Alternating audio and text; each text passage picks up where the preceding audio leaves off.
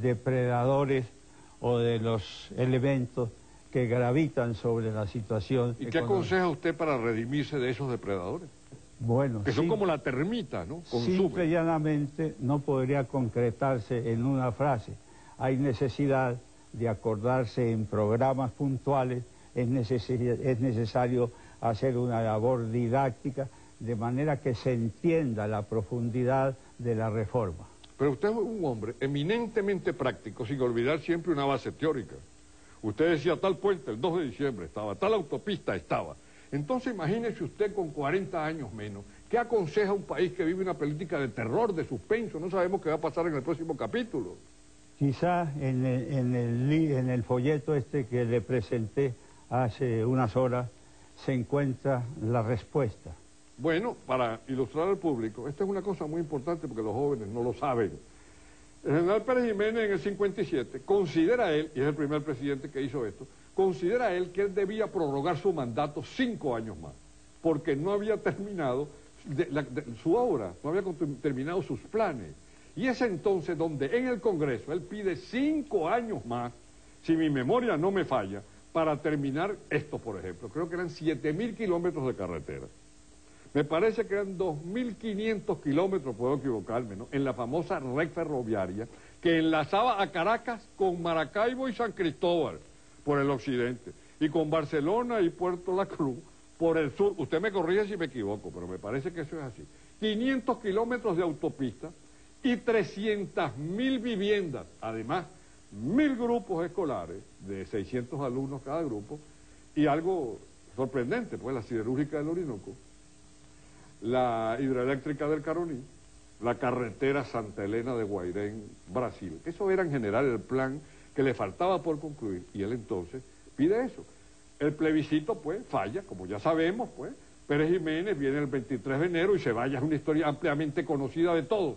Pero hay algo curioso, en el 73, a esto que se refiere el general, él me mostró su mensaje, el candidato Pedro Tinoco viene a pedir ayuda y apoyo a Pérez Jiménez. Y Pérez Jiménez hace un diagnóstico de la nación poco divulgado. En ese diagnóstico tengo entendido que usted señala varias cosas.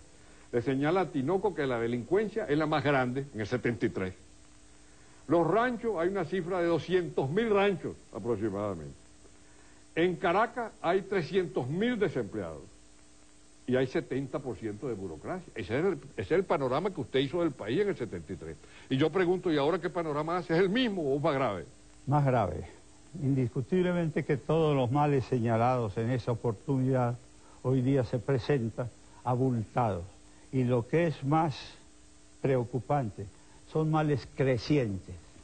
De manera que no solamente hay que parar la acción del gobierno, sino iniciar la recuperación nacional que se ha perdido. Entonces, ¿cómo paramos la acción del gobierno? ¿Cuál es el consejo suyo? Y recuperamos el país. Bueno, simple y llanamente yo creo que hay que hacer un cambio en el sistema. Los partidos, si quieren sobrevivir, tienen que modificarse sustancialmente, de manera que recojan los anhelos de la colectividad venezolana y no de un sector de esta colectividad. ¿Usted cree que el partido venezolano tiene la suficiente capacidad de autocrítica para hacer eso? Porque eso que usted dice es viable. El Partido Comunista lo hizo en la Unión Soviética. La Unión Soviética muere, cristianamente como diríamos, porque los propios comunistas hacen una autocrítica. Pero yo creo que los adecos y los copellanos no llegan a una autocrítica como la que está haciendo usted. Por ejemplo, ¿qué cree usted que deben hacer los partidos? Usted ha dicho que los partidos tienen que colaborar con el país, pero ¿qué? Tienen en este momento una autoridad ilimitada. Entonces, ¿qué se puede hacer en Venezuela? Bueno, en Venezuela es necesario capacitar para actuar en esta época a las clases dirigentes, así como también mejorar la ciudadanía en general. Esta es una labor que hay que explicarla con mucho detenimiento, pero que en síntesis se trata de adecuar las clases dirigentes a la época que está viviendo la humanidad y hacer de los ciudadanos que hoy día se están formando entes acordados con la situación que está viviendo la humanidad y que tiende más hacia la ciencia que hacia las letras. Entonces, de acuerdo con lo que usted dice, los partidos venezolanos no están preparados para el papel que están jugando. Entonces tiene que haber algo de carácter legal que limite u ordene la autoridad de esos partidos. ¿Qué cree usted sobre eso? Pero antes de usted contestar, que nos conteste hasta dónde deben llegar las autoridades de los partidos en Venezuela, vamos a un corte comercial y luego regresamos para que el general Pérez Jiménez nos explique su teoría al respecto.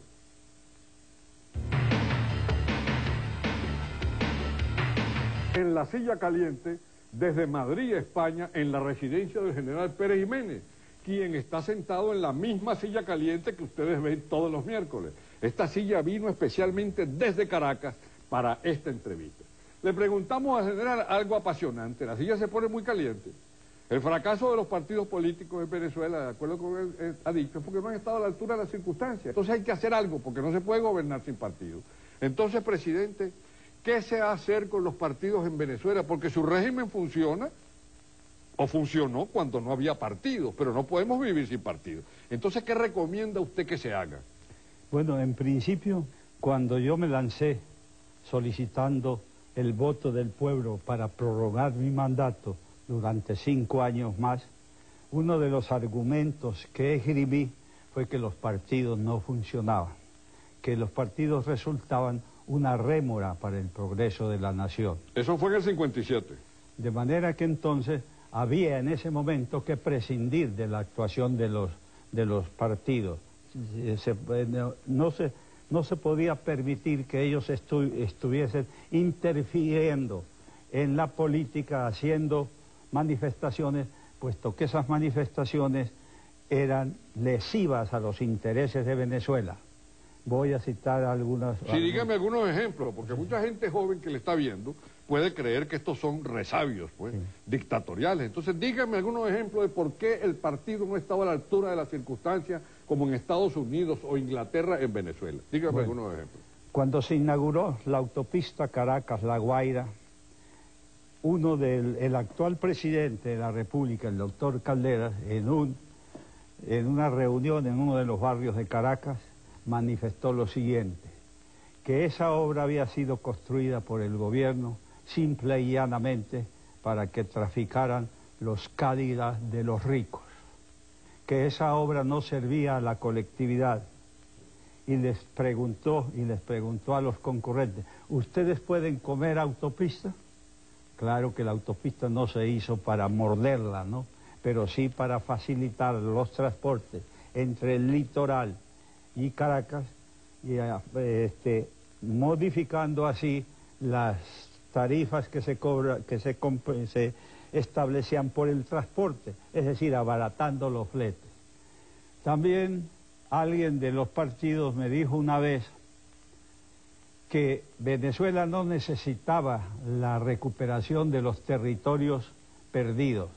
Cuando yo estudié geografía, decía Venezuela, extensión territorial, 1.020.000 kilómetros cuadrados. Cuando salí de Venezuela eran 1.916.000 y tantos kilómetros cuadrados. Perdón, ¿usted cree que con usted hubiésemos recuperado parte del Esequibo? Se estaba haciendo lo posible para eso. ¿Y usted personalmente piensa que lo hubiera recuperado? Sí, porque estábamos desarrollando una labor que a mi juicio hubiera culminado con dos cosas.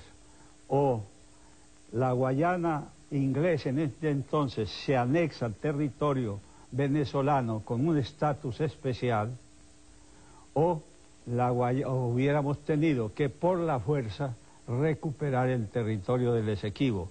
Para eso ya en la Comunidad de Naciones habíamos manifestado que Venezuela no aceptaba ningún cambio de estatus hasta que no se contemplara la recuperación del Esequibo.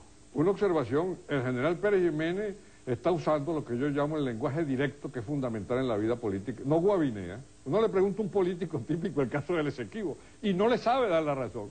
En cambio, Pérez Jiménez no siente rubor de decir, sí, hubiéramos ido a la guerra para anexarnos ese territorio porque es nuestro. Sí, de manera que... Y una de las cuestiones que me inquietan